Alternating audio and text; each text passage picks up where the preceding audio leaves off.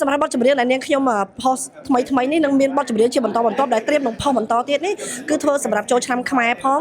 សម្រាប់បងប្អូនដែលស្ដាប់ជាលក្ខណៈទូទៅមានបទបែបមនោសញ្ចេតនាមានបទរាំ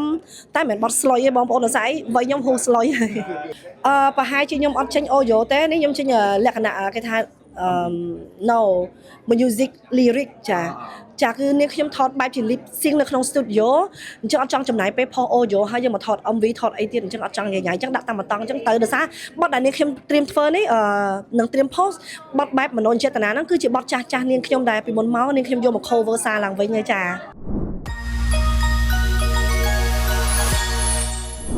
បាទនេះសួរថាជំរាបសួរ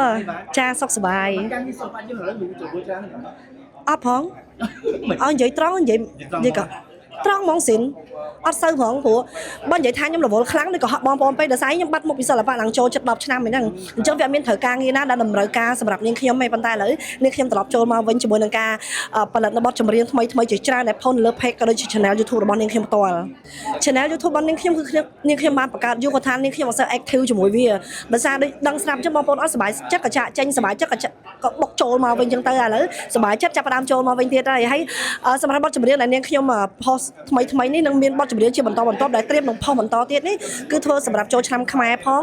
សម្រាប់បងប្អូនដែលស្ដាប់ជាលក្ខណៈទូទៅមានបទបែបមនោសញ្ចេតនាមានបទរាំតែមិនមែនបទស្លុយទេបងប្អូនដោយសារវ័យខ្ញុំហ៊ូស្លុយអញ្ចឹងខ្ញុំយកបទចាស់មកកែច្នៃភ្លេងដូចជាបទណាំណាវដែលនាងខ្ញុំទុកតែផុសដែលជាសំនៀងដើមរបស់បងស្រីទូចសុនិចចាឲ្យនាងខ្ញុំកែភ្លេងថ្មីនឹងយើងមានសូករ៉េបតិចតួចដើម្បីបើសិនជាយើងកែច្នៃដល់យើងសូកអីថ្មីទៅមកវាប្លែកអញ្ចឹងខ្ញុំអត់ចង់ឲ្យដដែលហើយនៅបទស្លូនាងខ្ញុំនឹងត្រៀមផុសក្នុងពេលឆាប់នេះផងដែរចាអត់តន់ច្បាស់មើលតាមពេលវេលាជាក់ស្ដែងនៅសារខាងតន្ត្រីគាត់រវល់ច្រើនអញ្ចឹងយើងអត់អាចកំណត់ពេលប៉ុន្តែមុននឹងផុសនាងខ្ញុំតែងតែផុសនៅលើ page របស់នាងខ្ញុំជាផ្លូវការថានាងខ្ញុំនឹងត្រៀមផុសនៅថ្ងៃស្អែកអញ្ចឹងបងប្អូនដែលបាន follow page របស់នាងខ្ញុំក៏ដូចជា follow នៅ TikTok របស់នាងខ្ញុំក៏ដូចជា IG អញ្ចឹងបងប្អូននឹងទទួលបានរាល់ព័ត៌មានដែលតាក់ទងជាមួយនឹងសឹមថៃណាទាំងអស់ចាប្រហែលជាខ្ញុំអត់ចេញអូយ៉ូទេនេះខ្ញុំចេញលក្ខណៈគេថា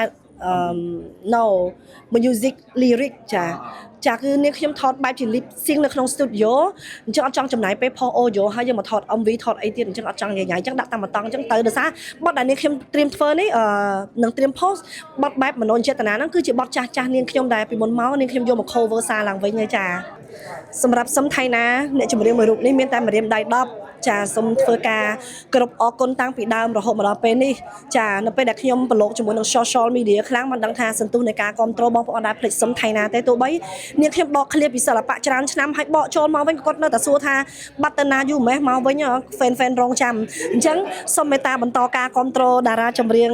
វ័យចំណាស់ម្នាក់នេះជាបន្តទៀតដើម្បីជាកម្លាំងចិត្តឲ្យសឹមថៃណាមានកម្លាំងចិត្តផលិតបទចម្រៀងថ្មីជូនទៅដល់បងប្អូនចា